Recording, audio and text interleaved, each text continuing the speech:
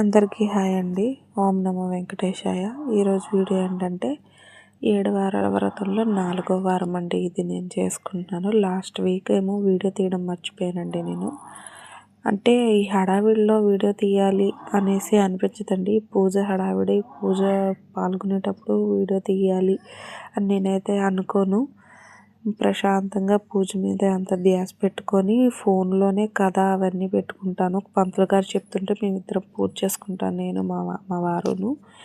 అయితే నేను ప్రతిసారి ఇదిగోండి ఇక్కడ పానకము, నీళ్ళల్లో తులసి ఆకులు, పచ్చకర్పూరం పెట్టిన దేవుడికి నీళ్ళు, మళ్ళీ ఏమో నువ్వులు ఉండలు, అరటిపళ్ళు అవన్నీ పెడతారండి. పళ్ళు రకాలు నిన్న ఈవినింగ్ తెచ్చుకున్నాము. అక్కడ కనిపిస్తుంది కదండి కర్పూరం. నేను కర్పూరంతో కూడా గోవిందనామాలు చదువుకొని అవి స్వామికి సమర్పిస్తాను. ఈ కర్పూరాన్ని మనకి 7 వారాలు పూర్తయ్యి తిరుపతి దర్శనానికి వెళ్ళేటప్పుడు అక్కడికి తీసుకెళ్ళి అక్కడ వెలిగిస్తే చాలా మంచిది అంటారు. యాలకుల మాల కూడా నేను వేసుకుంటున్నానండి. 27 యాలకులతో ఈ యాలకుల దండ వేసుకుంటారు కదా స్వామికి. పూజ నాది ఇలా కంప్లీట్ అయ్యిందండి. మార్నింగ్ నల్లబట్టలు వేసుకొని పూజ కంప్లీట్ చేసుకున్నాను. ఆ తర్వాత సాయంత్రం అవన్నీ ప్రసాదం తీసేసి అట్టపల్లి పెట్టుకొని మళ్ళీ దీపాలు వెలిగించుకున్నానండి.